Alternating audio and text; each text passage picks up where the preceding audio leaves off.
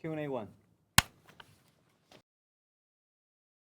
Well, one of the big reasons I chose water and sanitation was one was the enormity of the problem, but the other was the availability of solutions, and to go and interface with the problem a little bit and see that there were these practical and easy to implement solutions.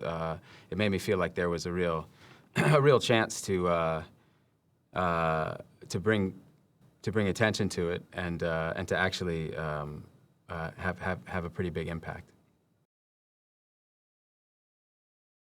Yeah, I've met people in a number of different countries who are impacted by the water crisis, and you know, there are some pretty incredible moments.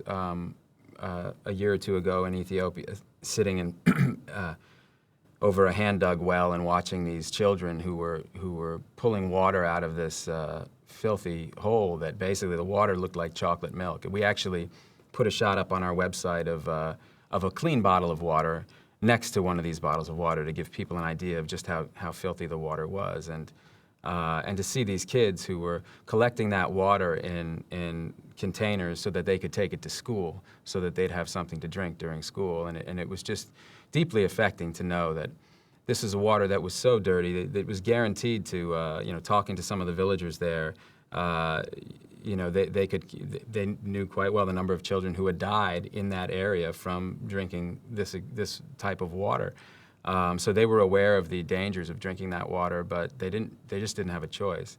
And to be standing there with these kids and watching these little kids, the age of my children, smiling and taking this water that could and would in some cases make them very sick or even kill them, was a very deeply disturbing moment. And Gary White actually said to me at that moment, he saw me and he said, "I know you just want to smack it out of their hands, don't you?" He said, "But you know, what's the alternative? It's then they're dead within a few days because they've got nothing to drink." And so, to know that you're there in a place like that and 20 feet under your feet is you know, there's water right there. They just can't get to it. That was a very kind of that had a pretty big impact on me. I think what resonates with me most is when you see people living without clean water and they're forced to scavenge for water and basically use up all of their time just doing that, just trying to basically survive to the next day. You realize that they're in such a crippling cycle of poverty that it's just a death spin that they can't possibly get out of. And the impact that has on their lives. And to contrast that with when you see somebody who hasn't had clean water suddenly have it, and how their life just changes completely, and what it means for children, not just in terms of survivability, but also in terms of their hopes and dreams going forward, a chance at a real life, a chance at getting an education. Also, as a guy who has 4 daughters, this is a huge issue for women and girls. You know, the girls are often left to leave school and go find water, and that obviously has a huge impact on the quality of life that they can expect to have. And so those are some of the things that really resonated with me about water.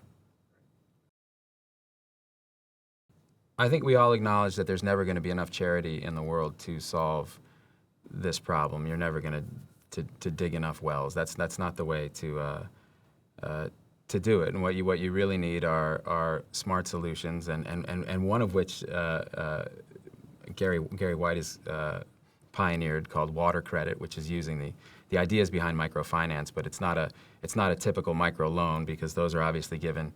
Those are given. You know, you take out customary loans. You take the loan and you show the banker your business plan, and they sign off on it, and you go and you use the loan to start your business.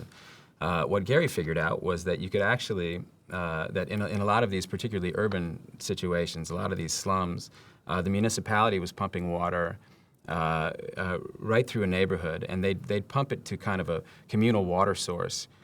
So if you're living in one of these slums in India, you maybe have to walk every Wednesday. You have to walk a half a mile and sit in a line of people waiting to fill up your jugs to get your water.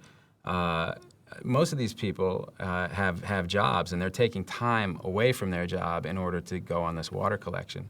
And so what Gary figured was, well, how much does it cost to just connect to the water source? And so if you could give somebody a $75 loan, they could connect. They could just put the pipe right into their house. And these loans, we underwrote a lot of these loans and worked with local partners in these communities, and they were so successful that now we've gotten out of the way, and commercial capital has come in. And I sat with a branch manager of a bank in India who said, I'm going to call every branch manager in India and let them know that these are really great loans because they pay back at such a high rate, and you're being introduced to a whole new level of customer.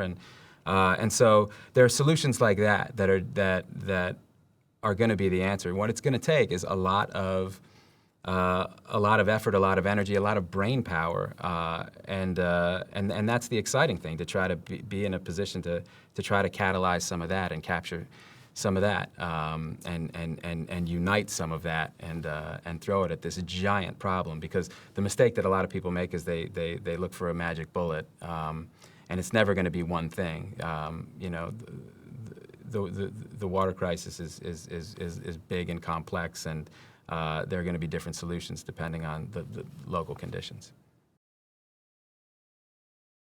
It's not just about digging a well. It's not this kind of paternalistic, come in, leave a well, and get out. It's about engaging the local community. And we saw in Ethiopia that people are drinking this filthy water, and there was this incredibly elaborate well that an Indian NGO had put in, and it was an incredibly kind thing. And so clearly they'd raised money, 10 years ago, and well-meaning people had put in money, and they'd bought this state-of-the-art well. The problem was when it broke down, there was no one who could fix it, and the parts weren't available in rural Ethiopia that could be used to fix the well. And even if the parts were there was no expertise. And so that is a good example of what we really don't want to do. The well-meaning part we want, but it's about smart solutions, and it's about making sure that we all have some skin in the game. We all take ownership of these programs because all solutions are local, and so you need to engage the local community. Well, it's starting to get really exciting because it feels like people are starting to become aware of Water.org, and that's really exciting for me and for Gary and for everybody at Water.org. We really feel that we have a pretty ambitious mission statement.